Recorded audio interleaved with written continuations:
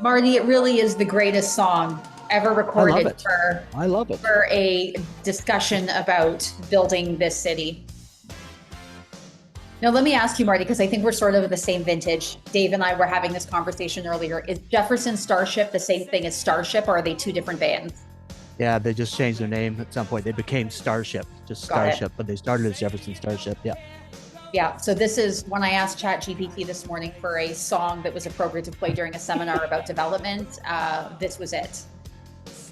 I I love put it. this one in the jukebox sometimes at my local bar. Not too many bars with jukeboxes. Well, they're digital jukeboxes now. Digital jukeboxes. So Yeah. we are, Fire it up from your phone. yeah, we are just starting to get some of our attendees filtering in today.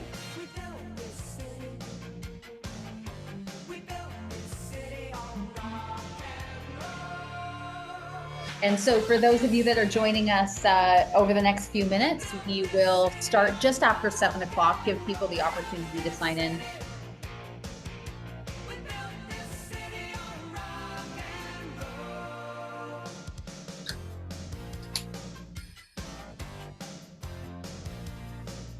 Do we know what the city is actually built on, Marty? I believe it's reclaimed lake bed for most of it. Is that not true? I hear the different stories. I'm fairly new to town. I've only been here 8 or 9 years, but people tell me that DuPont was at one time the lake, the edge of the lake, Yeah, or that's Davenport true. was one time the edge of the lake. That's why it sort of steps down like that in a couple steps.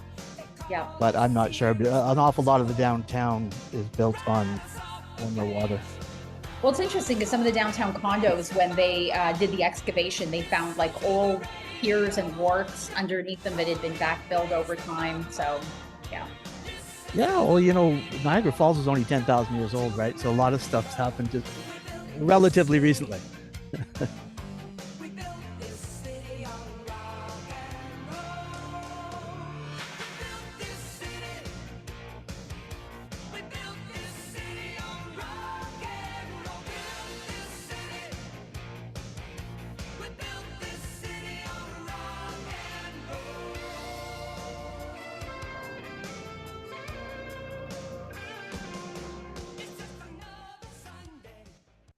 All right. Marty, here we are on Tuesday, October 21st. Thank you for taking the time tonight. And as I just see a bunch of attendees are starting to filter in, so to be sure, some of you guys will be watching this live. Many of you will be watching the replay at a later date. But to everybody that is joining us tonight, good evening to everyone. And thank you for joining us for this month's educational masterclass hosted by, of course, Signature Elite Realty. As many of you already know, my name is Carol Foderick, and I am the owner and broker of record here at Signature Elite. And it is my honor this evening to be joined by Mr. Marty Steele of Laneway Housing Advisors. And today we are going to be talking about housing here in the city of Toronto and specifically understanding the changes that are being brought about in Toronto's housing landscape, which is set to change dramatically over the next few years. This initiative, you've probably heard referred to it in the news and publications as EHON. So it's an acronym for Expanding Housing Options in Neighborhoods. And tonight's information session is really just going to be that. It's going to be information only. There's no selling of anything. We are here to talk about what's currently allowed, who's eligible, what's about to change, the planning process of these builds, and some real life examples from the field about what's going on out there.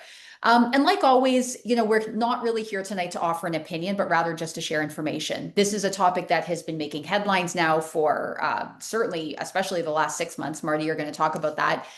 Toronto now has what some would argue is the most permissible housing bylaws anywhere in North America.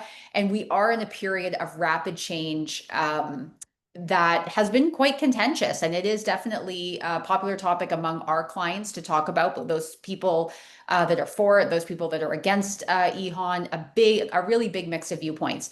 Our goal tonight is to share with you sort of what's changing, how it might impact your neighborhood, and how it's changed what you can do with your own property. Hosting information sessions like this is just one of the important parts of our commitment to you as your trusted real estate professional here at Signature Elite so that you can keep up to date about important information and sometimes maybe complex topics like this one so that you can make decisions about your property and your financial future and the future of your neighborhood that best serve you and the people that you care about. And part of that commitment is also making sure that we have the very best presenters and speakers to share their knowledge with you. So it is my pleasure to introduce Marty Steele. He is founder of Laneway Housing Advisors, which doesn't just do laneway housing, but we're going to talk about that. Marty is one of the leading voices in Toronto's evolving housing landscape, and he specializes in laneway garden suites and multiplex development across the city. He has a deep understanding of zoning, policy, feasibility, and he has guided countless homeowners through the process of realizing secondary housing opportunities on their property. His work reflects, I think, a really thoughtful balance between urban design, housing accessibility, and community character. You're an expert that gets called on a lot across in this city, Marty. And tonight you're going to be sharing your expertise on EHON and its growing role in shaping a more flexible and sustainable housing landscape across the city. A couple of notes about tonight's presentation before we get started. First of all, this is a webinar format, so you won't be able to unmute yourself and ask questions, but there is a Q&A option that's available, and we will get to your questions at the end of the presentation. And a reminder that this is being recorded, and you will receive a link to the recording along with the presentation later on. So thank you all for joining us this evening. Marty, let's get started. Great. Thank you very much, Carol. I'm going to share my screen here so that you folks don't have to just look at my face. And I'm going to go through a quick slide deck here, which will take about 40 minutes or so. So let me just set that one up.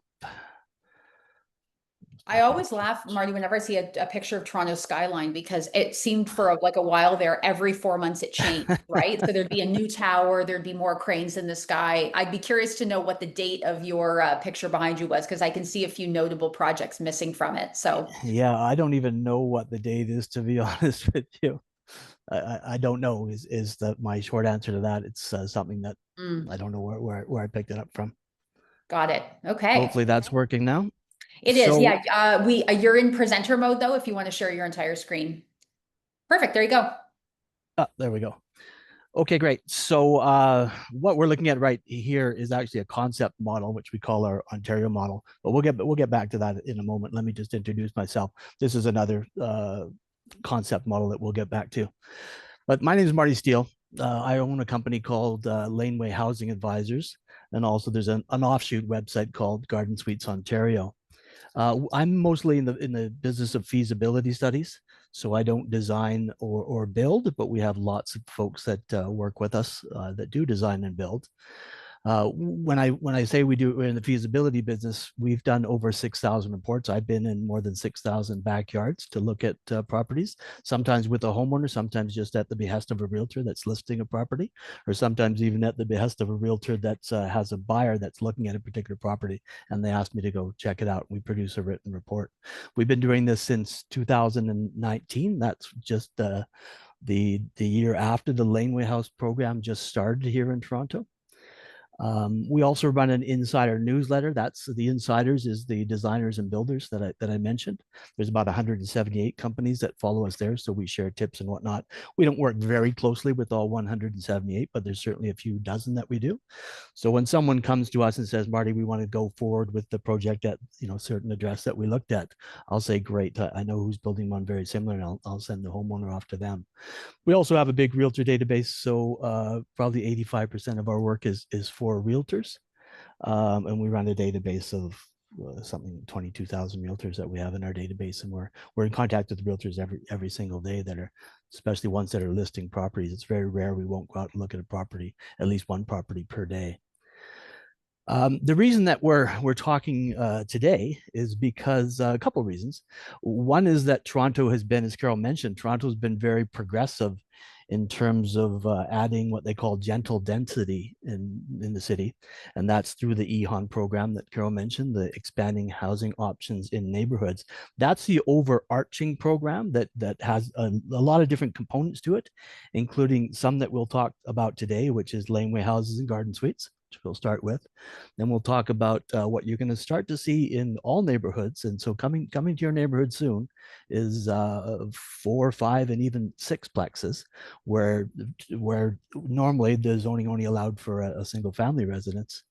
And then we'll talk about something called the major streets. So these are all components of the EHON program. So when I said we're here for 2 reasons, the other reason that we're looking at this gentle density is partly also because the province mandated it. And that's why we're looking at this map right now. So I just took the greater Toronto area here, but put some numbers in here. So the provinces said many years ago, they said, okay, if you have a single family house, you can now add a suite. So add a basement suite. So that's been as of right, which means you don't have to have special permits for it or a special application. That's been allowable for many years. So you can have a basement suite in your house, basically.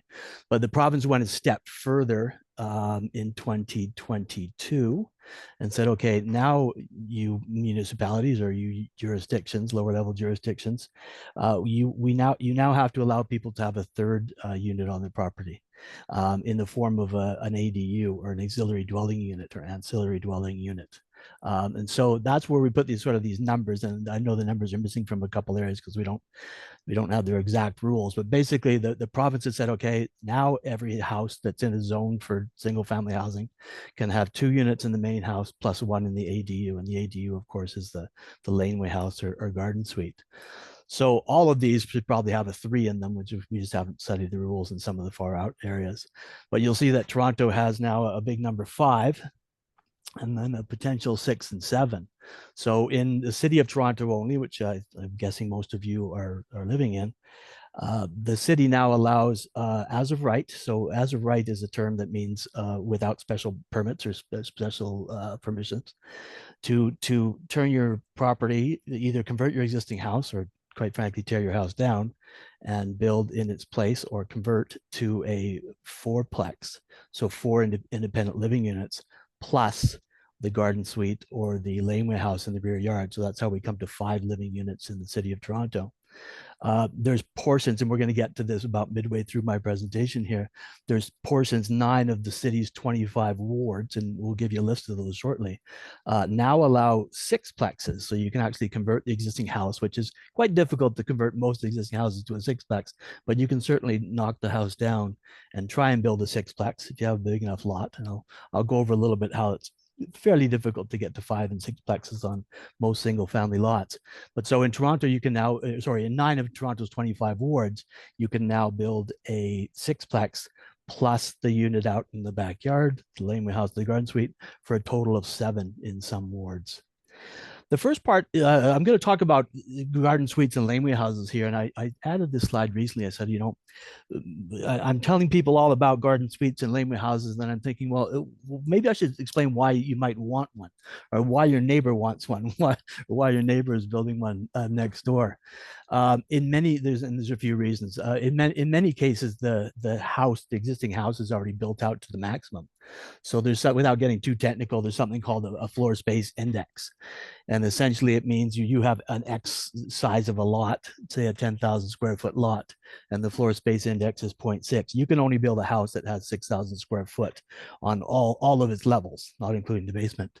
So a lot of houses are already at the maximum, especially in older Toronto, where you'll see lots of houses have additions added on to the back again and again. And then there might even be some areas of Toronto where the existing house is beyond what's already allowed, but it's a legal non-conforming situation. So in a lot of cases where I'm getting it here, a lot of cases there just isn't room to build more in the existing house, to add an addition either up or out to the existing house. So the ADU, so the garden suite or the laneway house, is allowed regardless of how much house you have on your lot now, provided there's some space in the backyard, and we'll go over that shortly. Another reason that you might want to build an ADU rather than doing an addition on your house is you've obviously got some extra privacy. You're in a separate building. You can take your band out there and do your band practice, and you have a little bit more private space and soundproofing.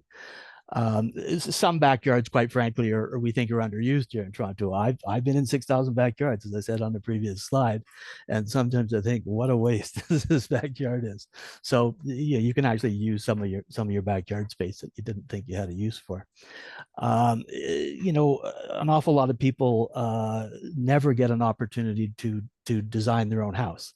They inherited a house, or they bought a used house, or they bought a spec house, I guess, in some cases. But here you get to custom design your house, and as long as you stay within the building code, don't do anything crazy, you can build it however you want. So you start with basically a box, maybe two floors, put the stairwell where you want it, put the kitchen where you want it, upstairs, downstairs. put the bedrooms where you want it, upstairs or downstairs.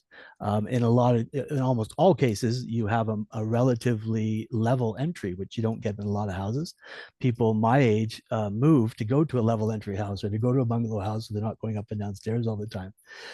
When you build an ADU, you get to design it yourself. If you're not buying maybe a prefab unit that has some restrictions, but most people still do a custom design, and you get to design it exactly the way you want to. Number 4 here is dual use, and I sometimes even forget to mention this to folks when I'm in the backyard and talking to them. You're not allowed, at least currently, you're not allowed to make your ADU, your garden suite, or your laneway house a duplex. So you can't have one set of paying tenants in the top and another set of paying tenants in the bottom. Maybe technically you can have your teenage daughter in one section and your teenage son or whoever going to university in another section. But technically, you can't have two independent living spaces locked off from one another, where it's living space. However, you can, and it's quite common, especially in laneway houses, to have the units not detached, but divided into two separate areas. So the ground floor typically will be day use for the homeowner. So in the case of laneway houses, that'll often be the parking of the car. But then you can also have, if you have a big enough lot, you can have a den or a workshop even down there, or your home office. Put a second bathroom, maybe just a 2-piece bathroom downstairs, and then the entire upstairs can be a locked off unit for either for rental purposes or for when but your parents come out from the prairies to stay for 3 months in the winter. So there is a dual use ability, which people find interesting. So I see the light goes off in the head when I do mention that in the backyard. That, hey, you can make the entire rental unit or the entire living unit upstairs, and you can use the ground floor here for your own use. So Like I Marty, say, a quick question for you on that. I yeah, just want to, pardon for interrupting, but I'm curious to know because in that insider report that I'm on the distribution list for it, and anybody who's interested, I'd encourage you to sign up for it because it's just really fascinating, and you're right on the front edge, seemingly with these changes that are coming through week by week in all of these programs. But what's interesting is that you mention in your weekly report how many listings at any given time mention garden suite or laneway house opportunities in it. And it's a true statement now that the vast majority of listings in certain neighborhoods do reference it. And increasingly, and I'll call it like the burbs, so Etobicoke, North York, Scarborough, we are starting to see this as a value add. What's your experience with how many listings now are mentioning the potential and how that's landing? Because the only reason agents do it and pay for the results is because we're getting a reception from the marketplace that they're interested in the potential of this. And that's the feedback that we're getting, which is why we provide the report. So can you just touch on that for a little bit? yeah, so certainly hundreds. So I'm not sure if that's at the majority yet. You know better than I do how many active listings there are for single family homes. When we look at all active listings, there's a whole bunch of condos mixed in there, but certainly in the hundreds. It was only a couple, and that's just doing a very simple keyword search that any consumer can do, just using realtor.ca, and then you put in keywords like laneway or laneway house and garden suite. So just doing a fairly simple search or filter, I should say. There's several hundred now that mention that. 2 years ago, it might have been 75 or 80 of the active listings. So I think, especially when you start to see them next door or you see them in the neighborhood, you go, oh, we better mention that. Just like the neighbor 2 doors down, we can put a garden suite in here. So it's in the several hundreds, but that's using our somewhat imperfect keyword search when we look at it. But that's 2 or 3 times more listings mention it today than did 2 years ago, for sure. Mm-hmm. I'll go to number 5 here, which is just future use. There's some talk, and I'm not sure if it's going to come to fruition. And there's been some applications for very large garden suites or laneway houses to be divided into 2 living units, which it currently isn't allowed. But there's been a few successful applications to convert it into 2 living units. That's a consideration. If you're building one, you might want to consider, hey, maybe if that happens in the future, we'll design it in such a fashion that it could be divided into two separate units. But that's certainly a decision that we see some builders doing now. They're just thinking about, okay, if we made this the ground floor another unit, where would we put the kitchen? Usually you put plumbing fixtures above one another. You put one bathroom above another bathroom. Same sort of thing with the kitchens. So some people are now designing for the potential future use of these being able to be used as a 2 unit. And again, some people have successfully, very few, but some have successfully applied to use it as a duplex unit, especially if it's a bigger build. Laneway houses, and I'm going to go over this in a moment, but laneway houses can go up as high as 1,722 square feet, just over 2 floors. So Yeah, well plus over the 800. basement, to be clear, Yeah, plus plus below plus grade. plus the Yeah, basement. Yeah. So yeah. 860 square foot per floor, which if you think about, there's a ton of downtown condos that are only 500 square foot. So, putting a suite in a 860 square foot, pretty easy to do. I should just explain as we go into the laneway house and garden suite portion here. There is a difference between the two in the terms of the built form of them. They're essentially the same thing, but there is two different sets of rules. The city's working hard to try and combine the rules or make them not so overlap them a little bit. But there is a different in the built form of the neighborhoods where laneway houses can be compared to garden suites. So laneway houses here, as you can see on the screen, there's about 35,000 eligible properties. So these are properties in Toronto that typically back onto a laneway. Sometimes the laneway runs down the side. Carol knows very well that, because I think she's involved in one in town where there's a side laneway and a rear laneway. So there's about 35,000 eligible properties that touch a public laneway. There is in this town, just to confuse things, there's some orphan lanes that no one really knows they don't really belong to anybody. Those don't count as public laneways. Sometimes there's easements. So a set of property owners have come together some point in the past and decided that, hey, we'll have this trail going behind all of our houses so we can all drive our cars in here and park. That's a private easement, and that doesn't qualify for laneway houses, but it might qualify for a garden suite. So the laneway house program started in 2018 and expanded citywide in 2019, but again, for only about 35,000 eligible properties. When the garden suites program came in 2022 or late 2022, by the time it passed some hurdles with appeals, suddenly the amount of ADUs that could be in the city went to 10 times. So there's just doing a rough estimate, the best we can do, approximately 350,000 or 400,000 properties in Toronto now qualify for a ADU or for a garden suite. And again, there is a difference between the two, and that's what we're gonna go over here shortly. These numbers at the top here are just slightly out of date. I would say now we're probably at more garden suites than we have laneway houses. So at the top of the screen here, you'll see that there's 1,000 applications since 2018 for laneway houses.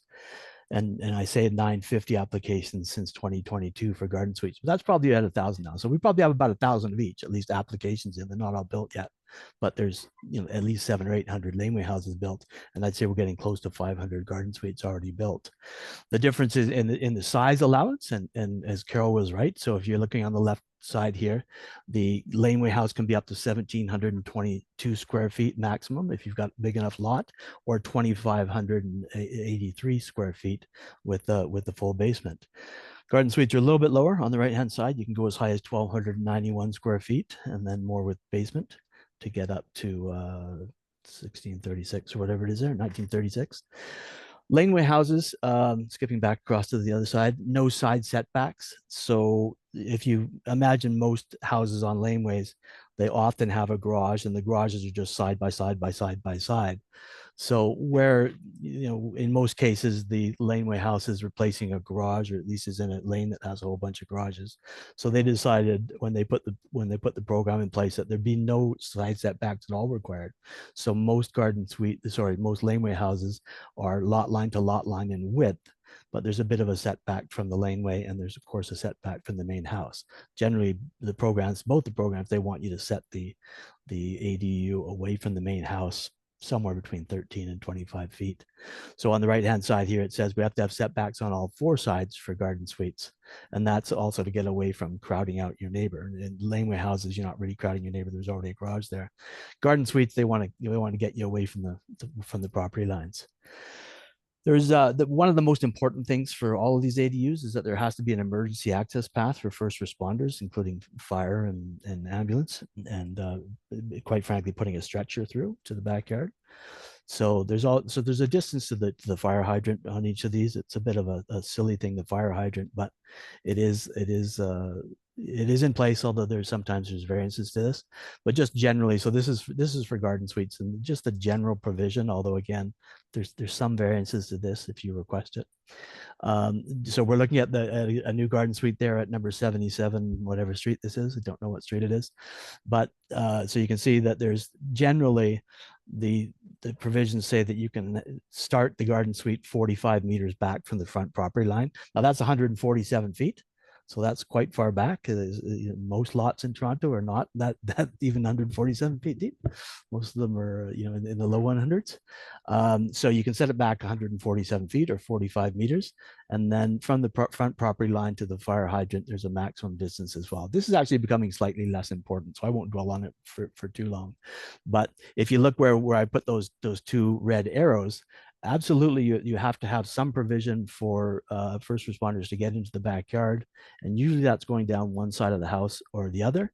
The one place where this wouldn't work for a garden suite is if this was complete row housing. So if you were, say, a 3 or a 4 row house and you were the middle sections, you had neighbors on both sides and no other way into your backyard except going through your house, you wouldn't qualify for a garden suite. The first responders have to be able to get into the backyard somehow without going through the main house. And it's a life safety issue. It can't really be worked around. The distance to the fire hydrant can be. These are from the city, and I'm just going to go through sort of 3 types of typology of lots. So we'll call this one a narrow, shallow lot. So the house here on the front faces the street, and there's a nice garden suite in the back. That garden suite is sort of maxed out at its size for that lot, and it has something called angular planes up on the top section there. Those are a requirement. It's not just an aesthetic thing there. The city has changed the rules slightly on that, but generally, if you maximize the size of your garden suite on a fairly narrow lot, they're going to ask you to bring those top walls in a little bit to allow basically sunlight into your neighbor's yard and not be so looming over your neighbor's yard. On most lots or typical lots like this, or rectangular, we call this a rectangular interior lot, the required setback, so the side setback there where you see a little bit of green strip down the side of the garden suite, in most lots that's 10% of the lot width. So if this was, I'll just pretend this is a 30-foot wide lot, then that green strip up the side of the garden suite it has to be at least 3 feet down the side there. And usually at the back, it's about 5 feet. But this is a sort of what we call a narrow, shallow lot. If we go to a wide and perhaps deeper lot, now you see that the garden suite back there doesn't have to have those angular planes. It's got a typical flat roof, which almost all garden suites do because there's a height limit on them. So this one is more sort of traditional, at least in terms of the roof line. And so this is a wider lot that we'll say is more like a 50-foot wide lot, which is typical outside of the core.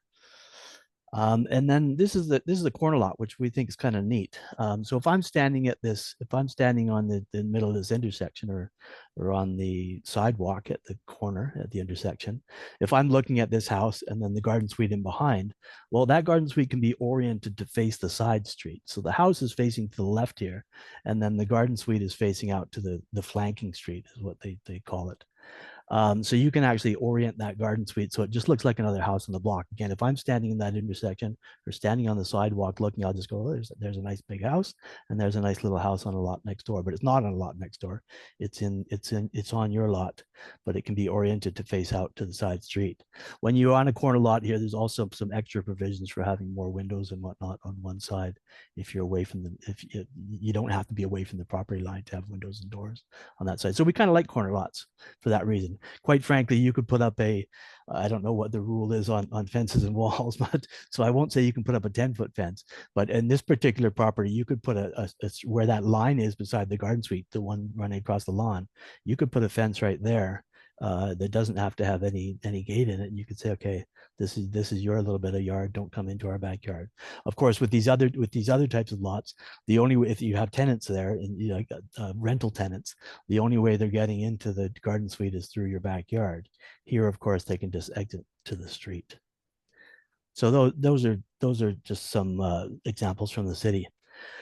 I'm just going to show you before I If go I into just interject qualifying. for a minute, Mark, Yeah, if I can I just interject, those are yeah, examples from the city, and maybe you can just pause for a minute. I know you're going to get into this later in the presentation, that the city really is in a place where they are encouraging this sort of development. So the fact that they are putting out plans and prototypes, they for a number of reasons, and we can get into sort of the politics of it. This is something that they are encouraging people to do, not just garden suites and laneway housing, but on a broader scope, the what they'll call the gentle density. Some people, including many on this call, would disagree with that sentiment that it's gentle, but I want to be clear: it is the incentivization from the city, from the province, even federal programs in terms of increasing density is it's there, and they are encouraging people to do it at this time. yeah, absolutely. And you're absolutely dead right about the federal incentive.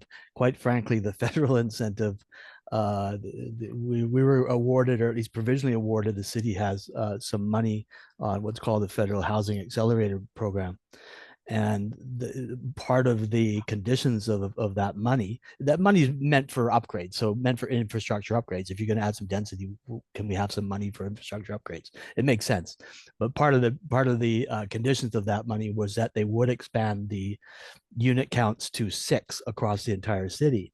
So when the decision came to whether they were going to allow things to go to 6, the inner city sort of councillors all agreed.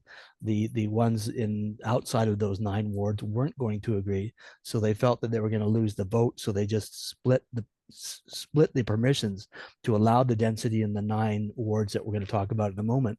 But they're facing an end of the year deadline for many millions of dollars, so there's some chance that this will be expanded. We'll see how that goes politically. But absolutely, but that, more to your point, absolutely, the cities wants this. They think it's a plan that will add, again, gentle density, and use the existing infrastructure that we already have in place, that that quite frankly in most cases they think can handle it. And we'll be the judge. We'll judge that a little bit later, especially things like parking as this comes. But it is being put in place by the city. And you mentioned quite a bit earlier that we have fairly generous rules here in Toronto, and yeah, they might be the most generous in the city. Although I was reading some stuff out of Burnaby and British Columbia the other day, where they actually, at least in the heights that I was looking at, were allowing a little bit higher than here. But yeah, it absolutely is encouraged by the city, and I don't think they're going to walk this back, or not much of it anyway. The city hall being a little bit progressive leaning, I guess, if that makes sense. Thank you. Yep. I'm just going to show you. I'm going to go through the how you can qualify or understand what's allowed in your backyard, or maybe what's allowed in your neighbor's backyard. So if it's your neighbor building one of these, you understand what rules they're having to work within. This is one of our prototypes. We haven't built this and we haven't costed out, although we do have on our website. We've got you can just go to Laneway Housing Advisors. We do have floor plans for this, including a full basement. So this is obviously I shouldn't say obviously. This is the maximum size garden suite. The garden suites are regulated in size by their footprint, which is the maximum of 60 square meters, which works out to 645 square feet. So that's what this one is, at 30 foot wide by 21 foot 5 deep. And we call this our superior model. We have our superior and our Ontario. We're naming them after the Great Lakes. We're not going to name the next one the Erie. We might skip across that and do something like the Huron. But this one's called the superior. So it's obviously a level entry, and potentially a full basement. But it's only 30 by 21.5. So that's about 645. And And then so, this is Marty, I'm sure I'm not, so the both of these elevations, this is incredible because to be sure, when you look at this picture, it looks like a giant custom built home. It's not, I think when you actually look at what the dimensions are, it's not as big as you would think. But to be sure, these are larger structures, or I shouldn't say larger in terms of square footage, but certainly in terms of like height. If it's you have tall. Yeah. it's tall, you've got a, an Etobicoke or Scarborough bungalow that is 1,200 square feet on one level, and then this goes in the backyard, and it's still you're legally allowed to build it. So to be sure, even though you're in a neighborhood that where the neighborhood character is all, you know, single story predominantly, and single family, you can pop one of these into your backyard. Yeah, you know, although in fairness, in most of the city now, there's very few height limits that are that in their zoning right now. There's very few height limits that are under 9.5 meters, which actually allows for a two-story. I realize there's lots of bungalows, and yes, this can be built behind a bungalow. There is one proviso: the square footage of the garden suite or the laneway house, including all levels, including the basement, cannot be larger than the existing house on the lot without asking for a variance. So if you've got just an 800 square foot bungalow, just the one floor, you know, the main floor does regard discounting any basement. If the main floor or the single floor, because it's a bungalow, is 800 square foot, you cannot build the garden suite larger than 800 square foot total over all levels of the garden suite. But certainly you can build taller. So this one is actually 6 meters. The new rules are actually 6.3 meters. You can go in height. So that's a little over 20 feet. There's nothing saying you can't build that height, even if you've got a little bungalow out front. So this one is 6.3 meters, a little over 20 feet tall. This one here, so this is the Ontario model. This one is only 4 meters tall. And the idea of this, so you can see how it's the ground floor is sunk into the grade. So 2/3 of the lower floor you can't see. So you walk up those stairs to get into the main floor, but there is a full basement there with the full height ceiling. This one has the same footprint size as as this one, so the footprint is the same size. But this one's we sunk this one into the ground because there's a provision, and I'll explain that in a moment. The when you stay under 4 meters tall, which is 13.1 feet, you can actually move it closer to the main house. So this works better on small lots. And quite frankly, your neighbors might think this is better, and it might be better for you as well. It's going to cause less shadowing on your own lawn as well. Obviously, the shorter it is, there's a cost to excavate. Anytime you go down I don't know what the exact regulation is, but it's about 4 feet. Once you dig down more than about 4 feet, you need to do shoring for the safety of the workers. And in most cases, you can't do an angled excavation because you're working on a constrained lot here. So it can be quite expensive to do this basement, because this has to be sunk into the ground more than 6.5 feet. So it would require shoring. And then there's all the water table and drainage issues that you have in other houses, although this is starting from scratch with today's technologies better than trying to fix a leaky basement in a 1903 home in the city. So this one's purposely built a little bit lower, same square footage on each floor, 645, but sunk into the ground so that it can fit on it, basically so it can fit on a smaller lot or move closer to the main house. I'll explain the separation distance in a moment. I'm just going to show you how we qualify. So you can actually sort of follow through for your own house if it's on a more or less traditional rectangular lot. Corner lots or pie-shaped lots or irregular lots are a little bit different, but the same general policies hold true. So this is what we do when we're looking at a particular listing. This is just something I grabbed a couple of years ago. Happens to be not my neighborhood. I live in the Oakwood neighborhood. So this one's on Northcliffe. So this was a particular listing. So when we're going through, we actually contact realtors proactively and say, hey, do you realize that the house you've listed has a potential for a garden suite? So we'll just run through this one fairly quickly. So we're looking at the photo of the house. We can see that it's the very left image there. I can see a garage in the back there. So I already think, oh, that's pretty good. And then if we look at this is city mapping. We use this city mapping. Anyone has access to this. You just go to the city website and type in maps, and you can home in on your own property. It's not perfect. You can see here that 593, like it looks like the house footprints going over the property line. Obviously, that's not actually happening, but the city mapping system has limitations. We know how to work with that. But this is the second thing we do. Look, okay, so here's 593 Northcliffe. We're looking into we're looking for that 1 meter space. It's actually 0.9 now, where it says 1 meter. So that's the emergency access path. We already know this one has a shared driveway with the neighbors, so it's probably already there. It looks like they actually own most of the driveway. There's a fire hydrant right in front, which is quite useful. And then we look at the backyard size and we say, okay, we already know this is a 30-foot wide lot. And then we measure that 72 foot. So that's the distance from the back wall to the rear property line. This is good. We like this. People will say to me, Marty, how big of a backyard do I need to have? I'll say generally, you want to have like a domino shaped backyard in most cases. So here it's 30 by 72. So that's, twice as deep as it is wide, give or take. So I say, you really want something maybe 25-foot wide.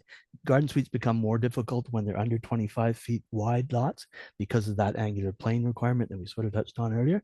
So if it's 25 wide, and then you have 50 foot of depth just in your backyard. Don't worry so much about the overall lot size. But if you're 25 by 50, you're pretty good. This is bigger than that. That blue line on there, that's actually marked where you could actually start the build. So the distance from the back of the house to that blue line is 24.6 feet or 7.5 meters. So you could actually start your build right at that blue line. So quite a bit closer to the house than where the existing garage is.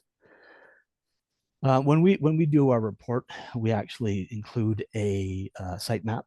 So for so we made one up for this particular property. So this you'd actually see on the report. So it just shows the rear yard. So on the very left-hand side there is the rearmost part of the property. So we're just showing the very back of the house. We're just showing that. We're showing the separation distance, which I just mentioned, 24.6 feet. And then this whole gray area on the right, that's where the buildable area is. So that's bigger than 645 square feet, which is the maximum footprint for a garden suite here. So you could actually, wherever you can build the garden suite here anywhere you want in that gray area, as long as you don't go over 645 square feet. So you have some room to move it around inside that gray area. And as I mentioned a few slides back ago, the side setbacks are a product of the lot width. So this lot having being a 30-foot wide lot, the side setbacks are 3 feet. So 10%, or almost 10% of the lot width on each side. So that's where you have to come away from the property line. And on this particular lot, it's a little bit complex, but if you have most lots, you just need a 4.9 rear setback. That's 1.5 meters. Of course, all the regulations are in metric, and we convert them over to feet most of the time. So the required setback at the rear is a minimum of 4.9 feet.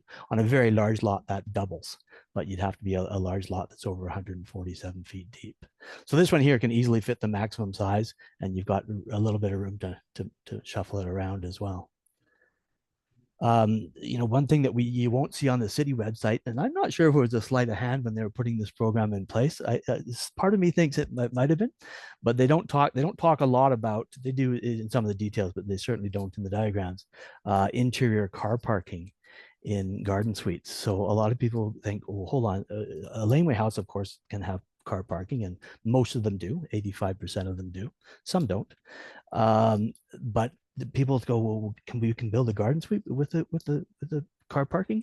The answer is yes, in most cases, as long as there's a legally existing driveway to where you're going to put that garden suite.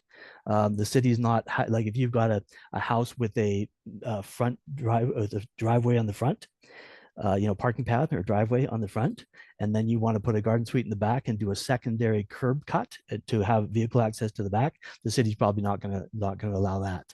You could ask for a variance, but they're probably going to go, no, you've already got a driveway at the front, use your front driveway. But in a lot of cases, in this particular case, this is built by, it was designed by Eva Lanes. It's not quite built yet, but it has been approved by the city and the plans have been submitted. This is, it's actually a corner lot. So you can't quite see to the right, you can't quite see where the house is.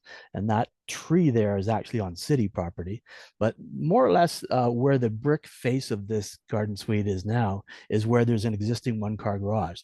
The green car obviously is inside it. That blue car is on the next property down the street. So what Eva Lanes and Emmanuel Bellevaux, the designer here, did is he took the existing garage facade and the brickwork and left that in place, but then built an entire garden suite behind, or at least designed an entire garden suite behind. So it's a really nice one-bedroom garden suite, potentially to be used by the adult son of the property owners, who's going to spend a few years at U of T before he goes off on his career. So he's going to live behind. So wherever there is existing car access, yes, you can put a garage in your garden suite. There's an awful lot of houses in Toronto where you might share the driveway with a neighbor. So you have the shared driveway, and then of course, then the cars veer off and they go into their own detached garages in the back. Those are being converted all the time to garden suites. When I say converted, there's sometimes they're just torn down completely. Sometimes you can convert it. A lot depends on the foundation condition and the wall condition, but certainly maybe 15 or 20% of all garden suites are garage, some way type of a garage conversion. We actually track the building permits on our website. You actually go to our website and you won't have to scroll down very far on the front page to find an article that says, here's all the building permits for Toronto for garden suites, and we update that quite regularly every week or so. So you can actually go there, and you can actually, there's also another button you can find there where you can actually sort the building permits by, it's pre-sorted, or you can sort it yourself by postal code. So you can zoom in on your own postal code and see if there's one being built nearby, or at least application in City Hall. I think it's an important consideration, Marty. Like, I just wanted to touch on this because for a long time, when people heard like, ADUs or garden suites, they assumed like it was going to be a mini house or it was going to be like some sort of a micro build. And they had these ideas of like tiny houses. And there is actually a minimum requirement. You truly can't just build like a 100 square foot structure in your backyard. But what I'm seeing, and I mean, I think Toronto Life, loves to feature garden suites in They their do, they publication, do. Garden Suites and Laneway homes. Some of these structures that are being built are architecturally spectacular. Or I would even go as far to say that not even just spectacular, but frankly almost overbuilt for what they are. And you get architectural firms that are consulted in. Like, the idea of this being like just cheap and cheerful infill rental housing in some cases has totally gone out the window, and people have made these absolute showpieces that sometimes even eclipse the caliber of the build on the front of the lot. So I see that a Oh, lot in the laneways of downtown Toronto, where you see $1 million builds in the laneway, but the front house is not necessarily of that caliber. yeah, yeah, absolutely. And while we're on the screen that says Eva Lane's there, if folks want to go to Emmanuel's website there, he just completed one in Etobicoke, not one with the car parking in it, but one in the backyard of a of a homeowner, and son's going to live back there. And it's quite high end, and Emmanuel is he's actually an interior designer by trade, but now designs laneway houses and garden suites, and it's quite nice finishings. You might be quite surprised by what you see there. So I'm not sure what he calls it on his website, but I'm sure you'll see it on his website or on his socials that he just wrapped it up a few weeks ago. It's very nice. When you say, yeah, people think of these as tiny homes, there is some minimum. Basically, the building code says there's some minimum room sizes, so you actually can't build one that's, as you say, you can't build one that's just 100 square feet. Funny enough, I had a realtor contact me today looking at a house that was listed, and it has basically they built a garden suite, not with full kitchen facilities in it, but they sort of made it in the form of a garden suite, and it's a workout room, an exercise room, and an office, and they did it without permits. So the realtors asked me today if they could convert that. Quite frankly, it's too small. They could probably convert it, but they'll have to expand it as well because it's too small for building code. So there's minimum room sizes in the building code. And maybe, Marty, touch on a really important point that we should bring to everyone's attention. I think that there is a certainly an interest or a narrative that exists out there that people are like, well, the city allows it, so I'm just going to build it, and it's allowed, so I don't need permits. I'm going to build it on a weekend. To be clear, this isn't like enclosing your back porch or something. Like, it requires hydro, sewage tie-ins, gas lines being run. Your neighbors are going to notice if there is a house where there was no house before. So be sure, guys, just because you are allowed to do it and the city allows it as a right does not mean that you can build as a right without permits. It is still a permanent process. And I will say it's fairly straightforward. You are not going to get a lot of pushback from the city as long as you build within the guidelines. They may outside of what the regular permitting process looks like. But to be sure, guys, as a right doesn't mean you're allowed to build it without permits. And I think we should clarify that because, Marty, I see a lot of people that build all kinds of things. They say, yes, but I'm allowed to. Yes, but you still have to ask for the official permission and show plans. Yes, these have to be built to the standards and quality of a new house. They're just a slightly smaller house than most would build today. But yes, they have to have permitting, and quite frankly, it is fairly straightforward, and it's not very expensive. Quite frankly, the building permits itself, and these are exempt from development charges. So there isn't this 60,000 or 80,000 or $130,000 charge development charge that there is on the downtown condo that you're buying as an investment. There, I mean, it's built into the price. Um, but yeah, absolutely. The only thing you're allowed to build without permits is basically a shed, up to 15 square meters, and generally that can't have plumbing. It can't have substantial electrical either. So don't start building one of these without permits. So what's interesting, because you touched really quickly on the development charges, and I don't want to go down this rabbit hole because it's perhaps outside of the scope of Yeah, what we're going to talk about today. But when at your earlier slide where it mentioned that there was a lot of applications that were in, would it be your opinion, Marty? Because certainly I'm seeing this on the back end of my business. I have, a number of investor clients, homeowners that had applications in for garden suites or laneway houses that waited in anticipation for the change that recently happened relating to development charges to push the actual build through the pulling of the permits. Do you want to speak to that for a minute? Because we had that directly impact one of our clients where they held off the application and saved themselves like $80,000 in development charges. yeah. Yeah, without going too far down, the garden suites and laneway houses have always been development charge free. But there was a policy change, basically a provincial policy change, which instructed municipalities you cannot charge development charges on these. Previously, Toronto decided on their own not to charge development charges, but they actually went by way of a deferral program. So rather than saying there's no development fee, they said, okay, we're going to defer that fee for 20 years. But if you try and sever the lot, for example, and sell it off, you're going to pay that fee. There's been a couple examples, and there's one on the east side there by Main Street. A fellow that went to sell his house with a very nice laneway house, and but because he had this deferral still on title, the buyer said, "Listen, no, I want you to get rid of this thing," and it was $90,000, and the seller ended up paying that fee because technically it was still a deferral and still showed on title. Now, with the new changes that was imposed by the province, they're just completely development charge free. So there's no deferral.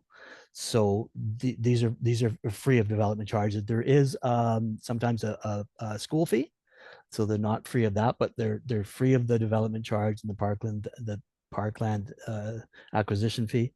So I think when the last I heard from a fellow that was building one, they had to pay the school fee of about $3,000, which is probably the highest fee they had to pay. I think the building permit was lower than that. Yeah. We're going to move on from laneway houses and garden suites and just talk about the density that's being allowed on all lots in Toronto now, and it's quite a step. So again, looking at Toronto here on my map here, as I mentioned quite a bit earlier, you can now either convert your existing house or knock your house down and build new. And in all areas of the city, in all residential zoning, so this doesn't count in commercial zoning. There's also some areas that are commercial and residential. Those are usually on sort of major streets, like say Pape, even though it's zoned somewhat commercial, but it still has housing on it. We don't see that too often. But anywhere residential, if anyone that's familiar with the zoning maps, and you can just go to the city zoning map and click on it. And if you're in a yellow, that's the color for all the residential. If you're in that yellow zone, you can absolutely, provided the lot's large enough, you can build up to 4 independent living units on the lot in all wards. And again, in wards that I think I'm going to show you in the next slide, in 9 of the 25 wards, you can go up to 6 units in the main house, the main building, and then another unit by way of the garden suite or the laneway house. So I think the next slide here, yeah, the next slide here shows you where the wards where you can go up to 6 now. So Ward 23, which is along the top there, I just actually clipped this from I think from a CBC News article, so that's why it's a little funny looking. Ward 23, I think, is North Scarborough. Maybe Carol, is that right? Ward Yeah, that's 23. correct. Yeah. Yeah, Yeah. so that they were running a pilot program for some time now, so they just kept that in place, and then all the counselors from these other wards sort of agreed to it. And you can see they're mostly the ones in around downtown.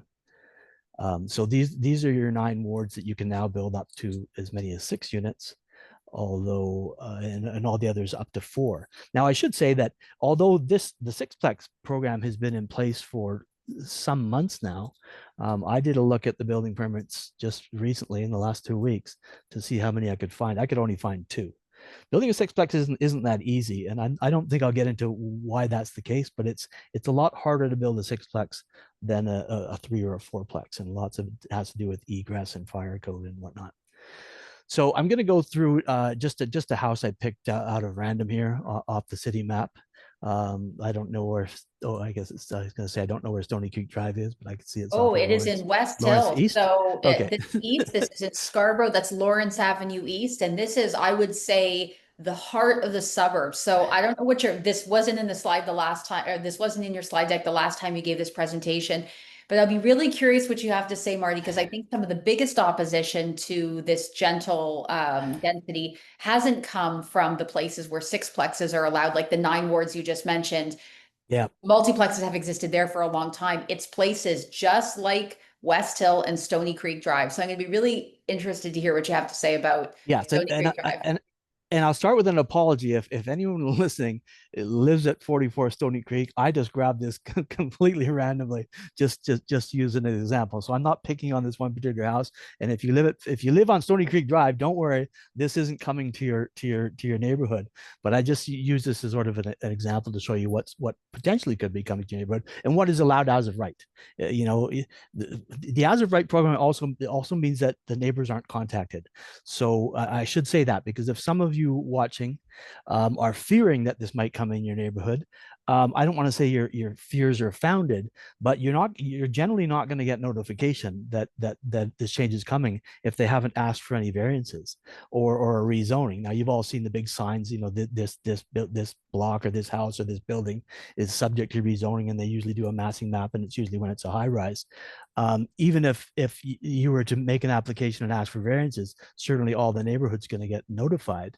But if you build as of right, quite frankly, the neighbors might not know until they see the building permits posted in the front window of the existing property, and the excavator moves in. So we're just going to show you what potentially can be built here. And this we'll talk about a fourplex. So just to go over this particular lot. So at 44 Stony Creek here, this is a 40-foot wide lot by 144 deep. That's feet. So in meters, 44 meters by 12.3 meters.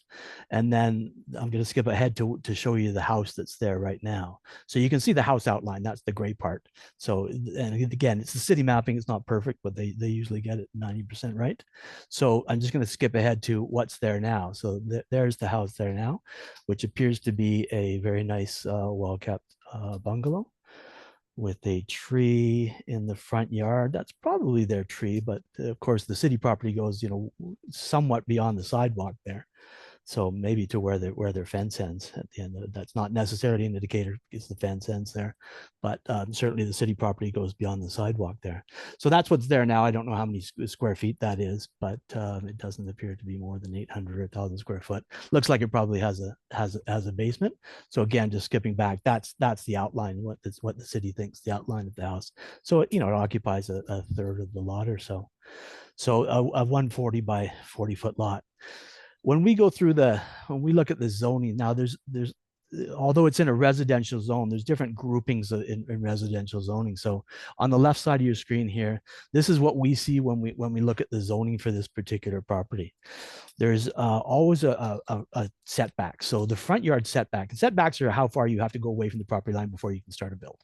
So almost universally throughout the city, the required front yard setback is at least 6 meters. Sometimes that is superseded by another provision that says if a whole bunch of houses on that block are closer than 6 meters, then you can also go closer than 6 meters. Just to sort of show you what I mean by that, if you go across the street to where 35 Stony Creek is, that house is awfully close to the front property line. It's probably not 6 meters back. So if you were building maybe a new house at 30, you knock down 33 and you're building a new house there, you could probably creep it out a little bit closer. But so generally the rules are either generally either 6 meters back from the front or where all the prevailing houses on the block are. And certainly, most importantly, what the two beside you are. The idea being that you don't have to shove your house back if the other two houses are closer to the street. But almost universally through the city, the front yard setback is 6 meters. The rear yard setback, and in this particular case, this is a 44-meter deep lot, or 147 feet, or whatever I said it was before. So in this particular case, the rear setback is 1/4 of the lot depth. That's pretty typical in neighborhoods like this. So just 1/4 of the lot depth, you have to leave that in the backyard. So here it's 11 meters. The side yard setbacks for a new build, some houses that are already there might exceed this already, but generally here you have to be 1.2 meters away from the side to build a new house or multiplex. Here, I don't know what the maximum height is in this neighborhood, but when you're building a multiplex, which is a 2, 3, or 4, or sometimes 5 and 6 units, you're always allowed a max. You're allowed at least 10 meters in height. So there are some areas of the city that call for lower heights than that, but this supersedes that when you build a 2, 3, 4, 5, or 6plex. So you can go up to 10 meters. If the actual height limit in this neighborhood was 11 meters, which probably isn't, you would be able to go to 11 meters with your multiplex. There's something called a building depth. So basically, this is how big a building you can build. So if you have a 300-foot deep lot, you can't build a 200-foot deep house. This is just not allowed. So the maximum is generally 19 meters for these 2, 3, and 4plexes. So that's measured from the front yard setback to the back. So when we crunch all those numbers and we see what we can build in here, so that's the last line along the bottom here. So we know we can build in this particular lot, we can build a 19-meter deep building. It can be 9.9 meters wide because we've taken into account the setbacks. So you can build per floor 188 square meters. So I just did this all in meters because that's how the regulations are. But now we'll convert it to the square feet, which people understand a little bit better because they're used to it. So you could build 2,024 square foot per floor on this property. So just skipping up to the top right, where I say that the existing building, I guess I measured the building. So sorry, I'd said earlier maybe it's 1,000 square foot. It looks like it's about 1,600 square foot. So the existing building is 1,623 square foot per floor. So that's if it's got a full basement. So it's maybe 3,200 square feet, including the basement. Although when we're generally talking about a house square footage, we talk about the gross floor area, which is actually just the upper floor. But for purposes of this comparison, the living space in 44 is probably 1,623 square feet on the main floor, and if it's got a full basement, it's probably around 1,600 square feet on the ground floor. So 3,200 square foot of living space. But if we build here if we tear that house down and build a 2, 3, or 4plex, again along the bottom here, we can go to 2,024 square foot per floor, and we can do in this we can do up to 4 floors. One will be considerably recessed into the ground, but then 3 above grade. So 4 floors times 2,000 square foot. So you can put an 8,000 square foot multiplex on this particular lot. So again, right now it's only got a 1,623 square foot footprint house, but as of right, we can put an 8,000 or 8,100 square foot multiplex on this property, 2, 3, or a 4plex in this zoning. So Marty, when we were in a place a few years ago where everyone was complaining about basement apartments and, you shouldn't be allowed to have tenants in your basement. And now, just to give perspective, detached bungalow in a single family residential neighborhood, or what has predominantly been single family. Oh, I should caveat with saying many of these houses already have basement apartments, whether they're legal or not legal. But to be clear, a very average suburban lot can now be converted to 8,000 square feet of space, whether that's Of living space, multifamily, of living space. So yeah, it has to be a 2, 3, or a 4plex, but yes. And wait, there's more, Marty, because we haven't even gotten into the bigger builds, right? Is that right? Because that's coming next in your presentation or soon in your presentation, because people are like, Yeah, wow, this is unbelievable. I can't believe how this is going to change neighborhoods. And then there's a whole other thing that's happening too. Yeah, that's major streets. So it's not going to happen on the next section that I go to is not going to happen on Stony Creek Drive. Right. But the house directly behind it, which fronts onto Lawrence, would be a major street initiative. Yes. Yes, Yes. that's So, absolutely true. Yeah. yes. So yeah, the ones on Lawrence there could be converted. Well, I'll explain it in a moment. They could be 60 unit apartment buildings. Um, Six but zero, just everyone, in six case you're zero, starting yeah. to nod off. 60, that should perk everyone up. Yeah, so just looking at this map here, so I can't the house directly behind it on Lawrence Avenue East, say 4389 there. I can't build a 60 unit apartment building on that lot, but if I buy the three lots, if I buy 4387 and 4385 and tear those three houses down, now I might be able to squeeze a 30 unit apartment building on there, and that's as of right. So potentially, the Stony Creek person could be backing onto an apartment building there. But I'll just go ahead to show you a project I'm quite familiar with. This is from a company called Mod City, and they actually invited me last winter, just before Christmas, to come and take a look at this project. And when I looked at it, they were just building the third floor. This is a little bit beyond that. Now it's completely finished. So this was only I think it's a 23-foot wide lot, and it's called Fairbank One, and it escapes me now what street it's on. It might come to me, but you can go to the Mod City website and you'll see that they're building these all over town. I just saw one at Eglinton East, funny enough, the other day. Um, so what you're looking at here is a fourplex. So this is 11 meters tall. So they actually had a variance to go a little bit taller than normal. That allowed them to have a little bit taller ceilings, basically, and maybe even not put the basement unit so deep into the ground. So what you're looking at here is the front of the build. Again, this is complete now. If you go to the website and you can find Fairbank One, it's completed, and they're about to build a laneway, garden suite in the back. There was a bit of an anomaly in the regulations, so that you had to substantially complete your multiplex first before you started the garden suite. You don't have to do that now. So I actually went in to take a look at the garden suite build the other day, and there was a dog in the house next door. It didn't like me very much, so I didn't spend a lot of time. But they hadn't quite started the garden suite yet. But the main building is done; it's not occupied yet. So what you're looking at here is the front view. That door that swung open there is a common hallway. So there's a stairwell going up. There's no elevator in this building. So it's a series of 2-bedroom units. They're all 2 bedrooms, 2 bathrooms. So everyone walks in that front door and then goes up to or down to their individual unit. And then at the back, there's a full exterior fire escape. There's no balconies, but there's a full, sort of one of those less attractive fire escapes in the backyard. But there's basically no setback on the right side. As we look at it on the right side, there's virtually no setback from the property line. There's no windows and doors in that side because it's quite tight to the property line. That's not allowed. It's also has to be built with extra fire structures on both sides as well. So there's actually steel studs rather than wood studs on the sides, but you can't quite see it. Let me just move my yeah, you can see a few windows on the left side as we look at it.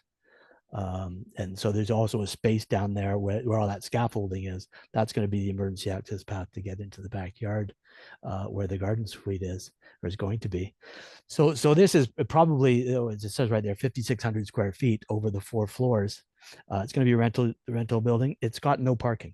Mod City, when I met them, said, this one, they even said is pushing it a little bit, how far away they are from Eglinton. Now it's only a 4-minute walk to Dufferin, and a 10-minute walk up to Eglinton, where hopefully eventually we'll have the new subway or partial subway up on Eglinton. So they want to build these close to transit. Certainly Dufferin's got plenty of transit. Dufferin bus goes every 4 minutes. But it has no parking. So people that are going to rent these units will have to buy a street parking permit and sort of take their chances. They don't know how tight the parking is in this particular neighborhood. So this is 11 meters tall. 1 meter taller than would be allowed as a right, but they did ask for the variance, and they got it. They said they had some neighbor pushback, but it wasn't substantial. So this is companies called Mod City. You can go to their website and you'll see they plan to build 100 of these, and they're well into 20 or something now. There's 3 just in my neighborhood that I could walk to within 5 minutes that they're doing. And to be So sure, they Marty, I bought, just want to sorry, ask you. yeah.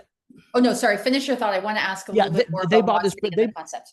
Yeah, this was I wouldn't say it was a rundown property, but they bought this property for 800 or $900,000, and they have a certain pro forma that shows when they're going to cash out of these, and they've obviously got some financial backers to be able to do the 20 that they're already doing now, seeing as they're going to be rentals, and they're not selling them off right away. But this is what these types of builders are looking for, is where I'm going at here. They don't want to buy a $1.6 million house and tear it down, but if they can find an $800,000 house and tear it down, then this works for them, at least in their pro forma. Go ahead, Carol. I was going to ask Marty about, sort of who's building this, because you talked about Mod City a little bit, and they're one of the larger players in terms of these development, bigger developments. So setting aside who's building Garden Suite and Laneway homes, these multiplexes, there was a really interesting article today in the Toronto Star, and I was hoping you could touch on that a little bit. Because you would have a tendency to think, okay, it's like big scale developers or builders that are building these. That's true to some extent, but it's a real mixed bag in terms of who's making these applications. Would you agree with that? Yeah, I would say that even the medium-sized sort of condo builders haven't contemplated these in the past. The biggest change was, again, dropping of the development cost charges on these. So 2 years ago, if someone was to build this, I'll just sort of use a rough number, but they pay about $100,000 per unit, per living unit, in development cost charges. So there's 4 units here plus the garden suite. So they'd pay $500,000 just in development cost charges. The idea of development cost charges is that growth is supposed to pay for growth, and so it's a pretty hefty charge. So somewhere along the line they can upgrade sewers and whatnot and roads. But these have now become all development fee exempt, and big builders that are building high rises, they still have to pay them. So they weren't looking at this until just recently, and quite frankly, the development cost charges were only waived for fourplexes a year ago, and for 5 and 6plexes, literally they just removed them 3 months ago. So I think that I'm not going to say that these aren't challenging to build. You have to have an experienced builder, and you got to be smart about how these are done. But they're not the same builders necessarily that are building the 25-story towers downtown, which is quite frankly ground to a bit of a halt. And so some of those builders might look at doing some of this infill where it makes sense. And maybe not 5 units, but certainly in the slide we're going to talk about with the 40 unit buildings. I can't tell you how many condo developers that had projects that were 100 units, 150 units that are now pivoting towards creating rental because of and it's outside of the scope of what we're going to talk about today. But just I would encourage people to reframe the narrative about who's building these, and the idea that it's all developers or huge builders that are building these. A lot of times it's the smaller scale investors who are undertaking to do these as well. So it's a bit of a mixed Yeah, bag. and in this particular company, Mod City, they're welcome to inquiries if there's a homeowner Mm. that wants to do this and sort of do a JV with them, and put some skin in the game.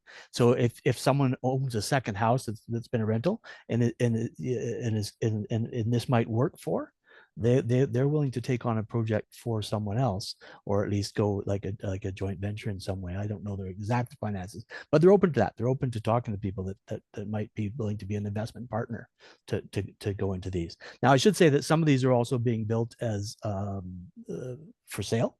So as a small unit count condo, which is a little bit rare here in Ontario, but it's not unheard of. It's certainly way more popular in BC, where I'm from. In BC, if you build a duplex, we call them duplexes rather than semi-detaches. You build a duplex or a triplex or a row house, are almost always condos, even if it's a small unit count.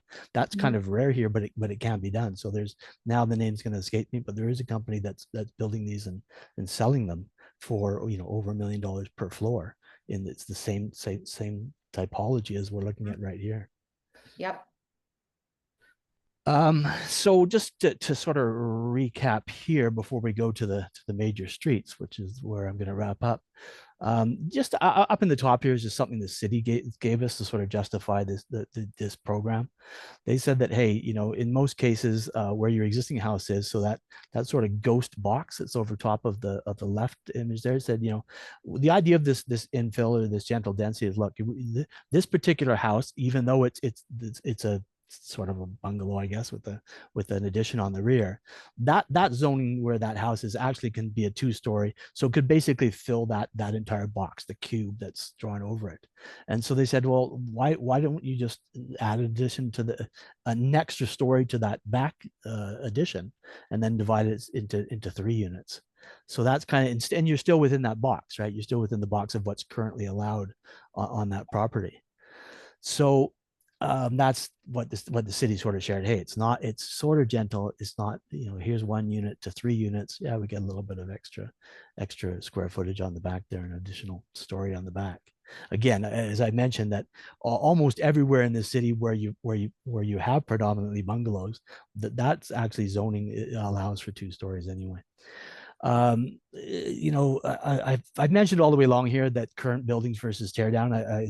Everything I've talked about here on 4plexes, 5plexes, 6plexes, you can certainly convert an existing building, but that is often challenging. You'd want to be really experienced to understand if that can be done. You'd want to work with a builder or designer that knows what he's doing. When you do this type of a conversion, you've got to get rid of things that aren't conforming to the building code right now. And one thing is stairwells. So everybody's been in a house that's got some kooky stairwells, very narrow or very steep. That's just not allowed. So when you do a conversion, that wouldn't be allowed today. So you've got to convert it all. You might have to do plumbing and electricity upgrades and drainage upgrades. So there's an awful lot of skill required in converting an existing building to a 2, 3, or a 4plex. Yeah, lots of people have taken on basement suites on their own. As Carol said earlier, some legal and some not legal. Generally, these will need to be legal, and that is one of the challenges always with basement suites has been ceiling height. A certain percentage of the unit has to have a decent ceiling height. And then there's things like mechanical as well, right? There's fire safety. So you can't generally sort of share a 4-stair furnace with the next door neighbor without proper fire stops and fire alarms in them. So there's a lot to take into consideration when you're converting to a 2, 3, or 4plex. And there's some builders that specialize in that. And there's certainly some builders that will look at, just drive up and down the street and look at a house and say, yeah, that one I think I could probably convert. That one would be challenging just because of just looking at the outside appearance. So, but certainly everything I talked about does apply to conversions as well. I just put a part in here about pace of change. This isn't completely unique to Toronto. Portland and Minnesota, California, Victoria, where I grew up, and Vancouver, where I'm from, all allow some type of plexus where they didn't allow them in the past. And the pace of change has been relatively slow. Not everybody wants to tear down a house, and again, as I mentioned on the last slide there, that Mod City, they're not buying 1.6 million or $2.2 million buildings and tearing them down. So the pace of change might be slower than many think, but there's certainly a coming. I put something about appeals in here, and there is none now. This program's in full effect. I should talk about costs here, and I put that as much in as a reminder for myself. People say to me, Marty, well, how much is it going to cost me to build this Laneway house or this garden suite or this multiplex? And as a rule of thumb for garden suites and Laneway houses, you can use $500 per square foot was what it's going to cost. That might be a little bit lower than that, a little bit higher than that. Everybody knows you can build outfit a kitchen for $7,000 or for $70,000, depending on the level of finishing and cabinets and appliances. So it can certainly vary. But if you're looking at and considering a garden suite or a laneway house, you should just use $500 per square foot. Carol mentioned earlier that Toronto Life's done a really good series on laneway houses and garden suites, and they don't shy away from the figures. So they usually talk about the square footages and the cost. And so you'll see what some people paid, and some people paid, well over $600 per square foot. So going back to generally, most laneway houses and garden suites fall in around the 1,000 square foot mark, give or take. They can go higher, but most of them fall in around 1,000 square feet. So that's $500,000. And so some people are going to be shocked by that, Marty. Like, that is shocking number, right? But then I would encourage you to remember And it's an important conversation that we have often about what the alternative is. And the alternative is if you need a secondary dwelling and you want to go buy a condo in downtown Toronto, even in today's adjusted condo market, you'd be hard pressed to find something that is even 600 square feet for $500,000 because the going cost for new condo construction is somewhere between $1,000 and $1,100 a square foot, even in this slightly depressed or Yeah, greatly depressed condo market. So it's really important to put that into perspective, I think. yeah. So to just do the direct comparison. So here I said $500 a square foot. Carol, as mentioned there, most new builds 1,000 to 1,100 square foot. I know a realtor, funny enough, that bought in the Well project, which is down the bottom of Yes, Spadina and front. And he bought, pre-construction, and paid $1,700 per square foot. Now yes. he might have overpaid, but so $500 per square foot for a build. I get it. There's quote unquote some free land because you're building it in your own backyard, but it's half the price of a similar size condo, and then it doesn't come with the condo fees. Most I don't know what the average condo fee is, but it's in the several $100s. So six or seven or $800 for Yeah, your you condo can fees ballpark like all in maybe between 90 and a dollar and 90 cents and a dollar per square foot for per condo. square foot. Yeah. Yeah, whether that's an all inclusive or whether it's a sum total of all the things, the maintenance fee plus the things that are not, that are separately metered that you have to factor in, and that's excluding property taxes. So, yeah, I would agree that's, on average an 800 square foot condo with all of your utilities and anything that's not included, you should be averaging about $800 a month for Yeah. maintenance and utilities that are separately metered. Yeah, and you usually get some insurance in there as well, right? Which you don't necessarily have the insurance component in here. Mhm. But yeah, it's worth and that's what I like to compare. Let's face it, when we're talking about a 500 or an 800 square foot unit, we're kind of comparing that to a condo, right? That's condo size, rather than no one's building that size of a little house on a full property. So it's good to compare it to the condo, I think. People ask me about property values. Is this going to increase the value of my property? I let other people decide that. It's very hard to tell with sort of resales because there's still at this date there hasn't been an awful lot of properties with an existing house and a new garden suite or laneway house built under the new program that's gone up for sale. There's been a few dozen. I've got an article on my website that talks about that, but it's still a little bit hard to assess, especially over the last, you're looking at the sales over the last, 3 years from the peak in, I guess, 2022 to now. But people are building these, for one reason or another. There's now close to 2,000 of these built or in application. But if you say, Marty, if I build this $500,000 garden suite in my backyard, can I tomorrow sell my house for $500,000 more? I'm not sure. I'm not sure. You have to make that sort of assessment on your own. And I think that's where Uh, you have a conversation with a real estate professional where you say, yeah. this is what I'm projecting to spend. Does the market bear it in my neighborhood? Does I want to spend seven. Does that justify it? It's part of a bigger conversation about market value. Yeah, I think so. So just I'm going to go to another section here. We'll go ahead to the major streets. So as part of the EHON, the Expanding Housing Options in Neighborhood, the city came out with a plan called Major Streets. And there's something called Map 3. That's what this is here. If you just Google and make sure you're on the Toronto website and just type in major streets and then Map 3. This is called Map 3. So all of these streets here, except for the yellow, where they're in yellow, that's actually where the street kind of narrows a little bit. So the yellow ones don't qualify. But all of these streets here, these are called major streets, and there's certain width. There's the different colors are a different width of each street.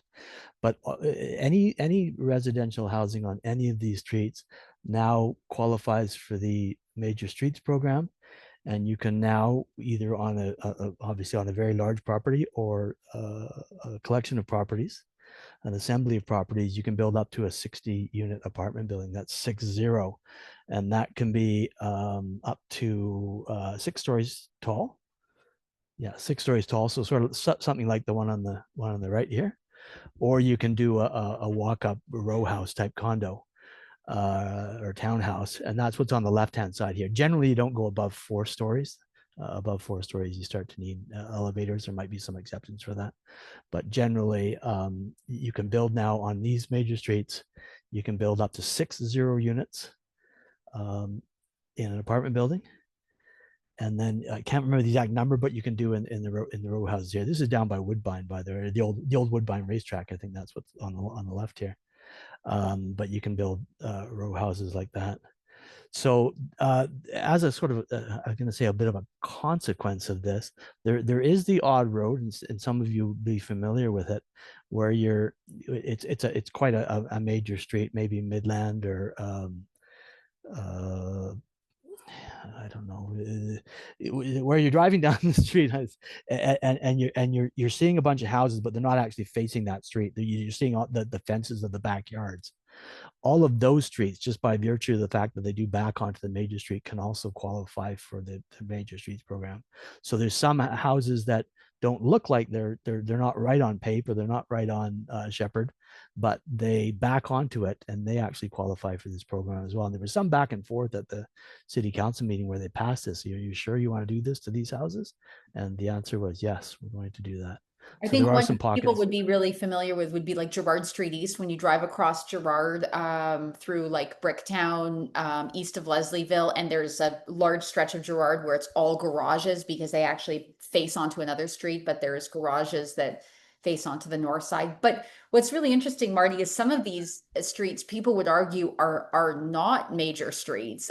Guildwood Parkway would be a great example in the far east here, that light blue one. That's a very residential neighborhood, but it faces onto parkland. So this map is not without contention, and I think we haven't seen the full impact. Like there's no shovels on the ground on these projects. This is a relatively new initiative, but once we start getting the planning and development applications in for these, I think it's going to really raise a flag for a lot of people for them to realize just how um, uh, wide sweeping these Yeah, I mean, programs you're are. right, and the uptake has been slow here. I mean, in the past, all of these areas would have been subject to builders coming forward and asking for a rezoning, and that, pretty typical. But it takes a few years to make that happen. So there lots of these streets already have those walk up townhouses, or already have apartment buildings where the proponent, the developer, just asked for a rezoning and said, "Hey, it's on this busy street. Why can't I put up an apartment building?" And they've got the rezoning, but that takes an awful lot of time and effort, and that means money to the builders. So they sort of put this program and said, let's just allow it as of right. But quite frankly, the builders in most cases are still going to need to assemble properties. So the uptake's been a little bit slow. And plus, the developers that want to build a 60 unit apartment building are a little bit different than the ones that we're talking about that are building the 4 units. And that all that business is slowed lately, for a variety of reasons. But again, there's development charges here, and also interest rates, and quite frankly, the interest rates went up, the construction costs went up, the labor rates didn't really go down, so they're still smarting some of the bigger builders. So the uptake's been pretty slow on this program. That's it for me. We'll just go back to my Ontario unit here. And Carol, I don't know if we have My goodness, questions, or Marty, thank you. And if I anybody has a went question, longer than I thought here. thank you. It was so much information. And honestly, Marty, like I feel like, in conversation, and I should just point, if anyone has a question, you can put it in the chat now. I have some questions that were pre-submitted ahead of time that I want to ask you really quick, just in closing. But I think that, the intention for tonight's presentation was really to just share information, and there's definitely a lot to know. I feel like most people on this call would have absorb some information that they didn't know. And I know that it's varied. People are watching tonight and will be watching the replay later with all different mindsets. How do I fight this? How do I convert my property to this? Is this something that I should be investing in? Is this a suitable option for, my family and I, as we look at the changing needs of either aging parents or, adult children? A lot of people that are getting into the housing market jointly to be able to take advantage of some of these options. So there is a lot changing. One question that I get asked often, and we had an email submission ahead of time that asked this: if you want to build something, and I'll use the example of the one that's in front of us, but you have opposition from the neighbors, and you touched on this a little bit. What's the level of opposition, and how do you overcome that? So if you've got a neighbor that says, well, I don't want you building a garden suite in the backyard of, your backyard, does it require neighbor consent? how much neighbor consent, when is consultation needed, when can you build things as a right, without going into specifics, but generally speaking. Yeah, so yeah, there's two types of applications. One that asks for variances and one that doesn't. So a variance is going outside of the existing bylaws. So quite common variances are when a builder asks for additional height. You might ask for additional less than required separation distance from the main house or from a property line, any of the property lines. And so there they'd have to go before a committee of adjustment, and that invites neighborhood comments, support, and opposition. But it's a hearing that anybody can speak to. But if you don't go through that process, so if you build it within the bylaws and you decide that you're going to set it away from the property lines like is required, you're going to build it no taller than is allowed, you're going to separate it from the main house, at least the required distance, then that's an application that just goes straight forward as of right, and there can't be any neighborhood opposition, or at least they can't stop the build. Now, consultation with your neighbors is always good, or at least discussions with your neighbors when you can have them. But you probably don't want to put your foot down and say, well, I'm building this thing, no matter what you say. There's also, as you can imagine, there's some heavy equipment sometimes required to build these. And if you don't have an awful lot of space down the side of your house, you might be asking for some cooperation from your neighbor to move some equipment down using a bit of their yard. So sometimes, this actually comes into play more often with laneway houses, because you're building right to the property line. Imagine trying to build this particular structure right to the property line where you can't finish the wall, if your neighbor won't let you step on the property. Um, but so this is a long way of saying that, if you're not asking for any variances, there can't be any neighbor opposition. That's the reason it's called as of right. You're allowed to build this. There's no political decision. There's no special permit. You're allowed to build this. And quite frankly, most projects go through as of right. They don't ask for variances. When they do ask for variances, they ask them to be minor, and it's awful useful if your neighbors are supportive. And if you can show some hardship, why you need to go a little taller or why you need to go a little closer to the property line, and if your neighbor supports it, then it's more likely to go through. And quite frankly, most variance applications go through. But having said that, most builders and developers and designers know not to ask for too much at the variance hearings. So they usually keep their asks fairly reasonable. Thus, we have a 65 or 70% approval rate for variances. But I certainly, you can watch all the variance applications or the committee of adjustment hearings on YouTube now. I certainly get a pretty good sense now when I see an application coming forward that's just asking for too much. And if I see a whole bunch of neighborhood opposition, I sort of get a feeling for when it's not going to go through. Sometimes it surprises me it goes through.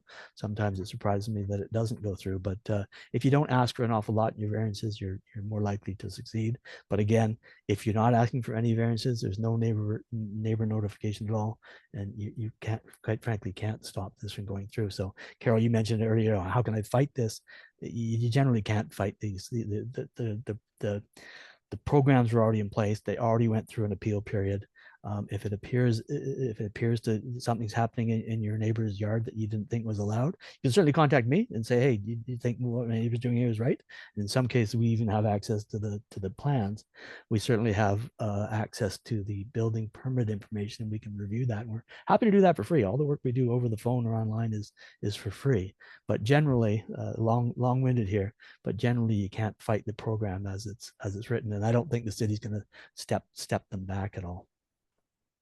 Yeah, thank you, Marty. And maybe you can just touch on that, because this is a service that you provide that's available not just to realtors, but to members of the public as well. So if somebody's watching this either tonight or after the fact, how do they get in touch with you to arrange to have a site visit to find out what's possible for their lot, if Yeah, that's the direction that they want to go? yeah, just go to our website, Laneway Housing Advisors. You can Google it up. The website's been up for 8 years. It would be easy to find. Just hit contact. Before we come out and charge money to come out and look out, we'll give you some free advice. So hit contact. Give me your address in confidence, of course. Tell me what your question is, and I'll give you some free advice before we do any service that's going to cost anyone any money. Everything we do over the phone or online is free. We only charge when we have to come out and make a site visit, but we can probably steer you in the right direction or answer your simple questions or your not super complex questions. But we're happy to look at individual properties and tell people what can and wouldn't be allowed, whether it's on your property or on your neighbor's property.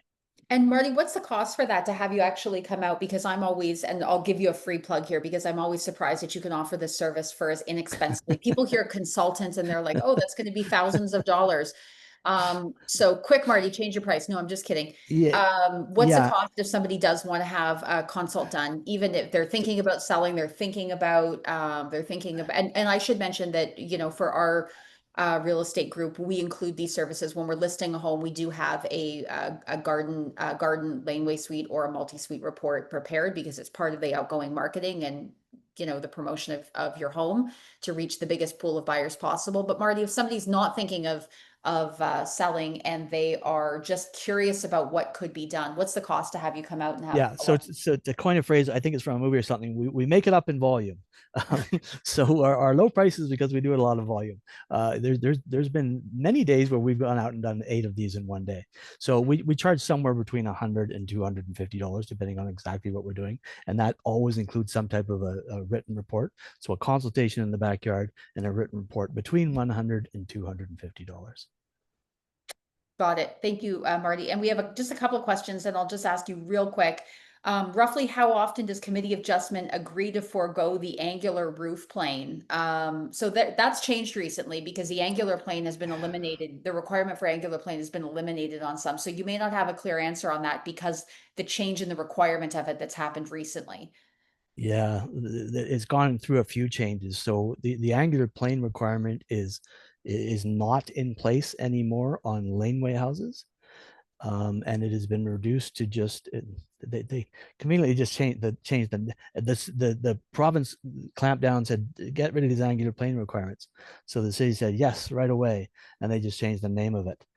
so so they actually did reduce it on 2 of the 4 sides of the house. So um, the committee of adjustment understands the sensitivity, and so they will allow you to forego the angular plane requirement on some builds, but you need to generally show a hardship, and because it's already been removed from 2 sides of the garden suites, it's actually a lot easier to build with just angular planes on 2 sides. But there's some percentage, and I don't know if it's 50% of the time that someone asks for the removal of angular planes that it is reduced. But the committee of adjustment is sensitive to the reason that the city has that in place. It's about daylighting and not looming over your neighbors. And yes, the city also did recently make a change to the exact plan of how the exact bylaws of how the angular planes come into play. But so again, this is a long answer to sometimes it's being approved by committee of adjustment, sometimes it isn't, but generally the conditions have been made more favorable and just quite recently for And to angular be clear, planes. angular planes only come into play when you are looking at a second story, right? So if you're looking at Yes. a two-story structure, so if you're looking at a Yes. one-story structure at the rear of your house, then angular plane's less of an issue. Yeah, or even a 1 and a bit story. That's what we're looking at right now. So this one here, the angular planes are above the roof line of this one. So that's one of the reasons that we made this particular build. This will tuck in underneath any angular plane requirements because Got it. the angular planes don't start till 4 meters tall, and this building is 4 meters tall. Got it. Okay. Marty, I think that's all the questions we have for you tonight. Thank you. My goodness, I promised at the top of the presentation that you were going to be a wealth of information. You certainly were. I am grateful to you, sir, for coming to share all of your knowledge. We'll have to do this again, maybe a year from now, Marty. And I will tell you, this was our most popular registration. We had over 400 groups of people that registered to receive the recording for this after the fact. So I am Excited to hear the feedback once people watch us. And to put that into context, Marty, the only time we've come close to that level of registration was a previous masterclass we had that was somewhere along the lines of like, it was a state and it was a state planning seminar, and it was somewhere related around how to make sure that your daughter's ungrateful husband doesn't end up in here owning your house. So you were more Well, popular topic than that, Marty. So well, that's I'm important, that one. I'm and sorry I missed also that. important.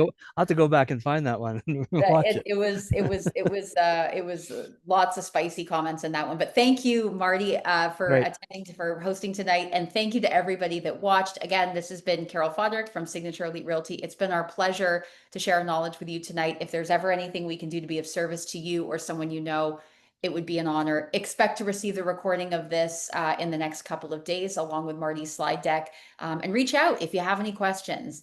But until then, guys, thank you very much, and we will connect with you again soon. Right. Good night, everyone.